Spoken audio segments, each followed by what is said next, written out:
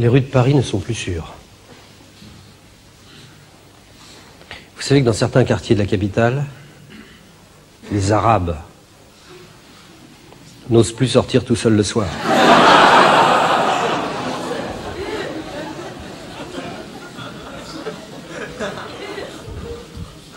Tiens, mon nouvel épicier, monsieur Rachid Cherkaoui, s'est fait agresser la nuit dernière, dans le 18e.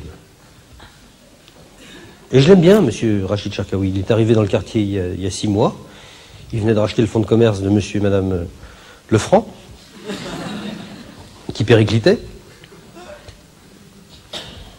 Bah, il faut dire aussi que pendant les heures d'ouverture du magasin, madame Lefranc allait se faire pétrir par le boulanger, pendant que son mari en profitait pour aller boucher la bouchère. Et le reste du temps, l'épicier se recroquevillait sur des enfilades de ballons de muscadet, au rendez-vous Montmartre 3 de la rue Colincourt, en compagnie de monsieur Leroy, le boucher. Bah oui, les deux hommes s'estimaient mutuellement. Outre qu'ils vaquaient au même trou, ils avaient en commun une certaine idée de la France, faite à la fois de fierté municipale, de foi régionale et de front national. Une haine tenace pour les étrangers, les grandes surfaces et l'eau minérale les rapprochait encore.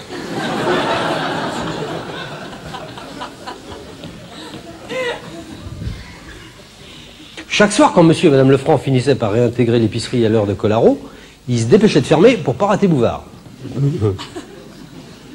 Si bien que les clients éventuels, lassés de poireauter au poireau, avaient fini par reporter leurs instincts légumiers crépusculaires vers les grandes surfaces. Femme, dit un soir monsieur Lefranc avec dans le ton une solennité qui ne lui était pas coutumière. Femme, nous sommes pris à la gorge par les gros à la solde de l'étranger. C'est dur à dire, femme, mais nous allons devoir revendre l'épicerie. Madame Lefranc opina du sous-chef, car c'était une femme réservée. Or, l'épicerie, forcément, dans l'état où elle était, personne n'en voulait. Il y a quelque temps de là, alors qu'il glougloutait ses petits blancs en maudissant le Maghreb, Vichy-Saint-Thior et les établissements mammouths, monsieur Lefranc vit venir à lui un petit homme bien mis, quoique de style relativement basané. « Bonjour, monsieur, dit le petit homme. Vous êtes bien monsieur Lefranc ?»« Qu'est-ce qu'il me veut, ce melon ?» dit monsieur Lefranc, prenant la salle à témoin de l'outrecuidance de l'intrus. « Je vous demande pardon, dit le petit homme, mais je ne suis pas un melon, je suis épicier. Je m'appelle Rachid Cherkaoui. J'ai entendu dire que vous cédiez votre bail et ça m'intéresse, voilà tout. »«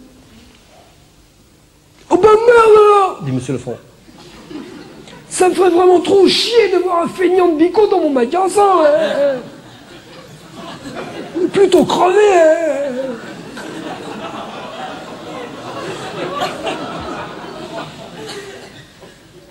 Après s'être ainsi brillamment exprimé, monsieur Lefranc se dit qu'il n'aurait sans doute pas 2 fois la chance de rencontrer pareil gogo. Et dès le lendemain matin, en toute discrétion, il signait la cession de son bail à monsieur Rachid Cherkaoui. Puis il prit le train à Montparnasse pour aller finir ses jours en Morbihan, dans sa villa, Ker Mein Kampf. En compagnie de madame Lefranc, qui se consolait déjà de son ultime étreinte dans le pétrin, en caressant le projet d'aller barater le crémier de la rue du Varec, de Quimperlé et de Crêpes. On n'entendit plus jamais parler d'eux. Plus jamais. Et je dois dire que dans le quartier, nous sommes très contents de notre nouvel épicier. C'est vrai, pour des feignants, c'est incroyable de voir à quel point les épiciers arabes se lèvent tôt et se couchent tard.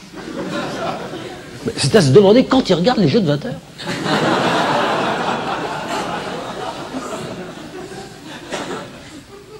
Alors pour nous, évidemment, c'est vachement pratique.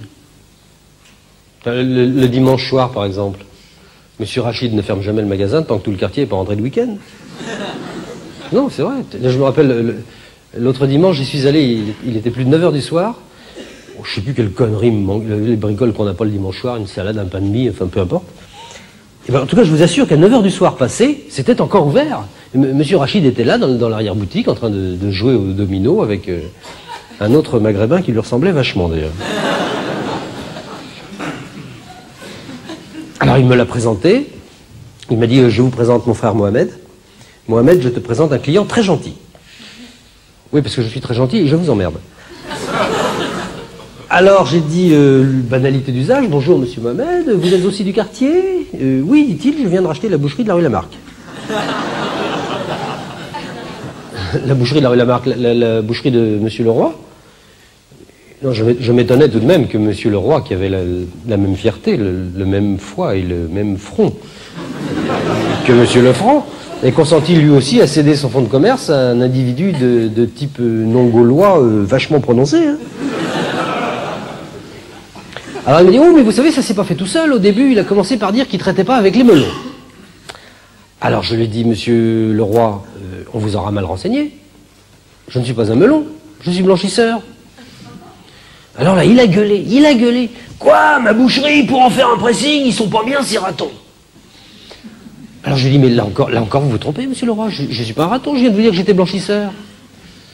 Raton laveur, à la rigueur, si vous y tenez. Et là, il m'a carrément foutu dehors. Et alors, croyez-le ou non, monsieur Pierre, nous avons signé dès le lendemain. C'est marrant, je me rappelle maintenant que ce même dimanche, avant de nous laisser repartir, son frère et moi, monsieur Rachid avait tenu à nous faire goûter un petit Sancerre de l'année qu'il venait de recevoir. Une merveille. Encore un peu vert, mais bien très fruité. Et je me rappelle que lui-même ne s'en était servi qu'un tout petit fond de verre parce que, comme il dit, il faut que je fasse attention, je suis moitié musulman, moitié diabétique.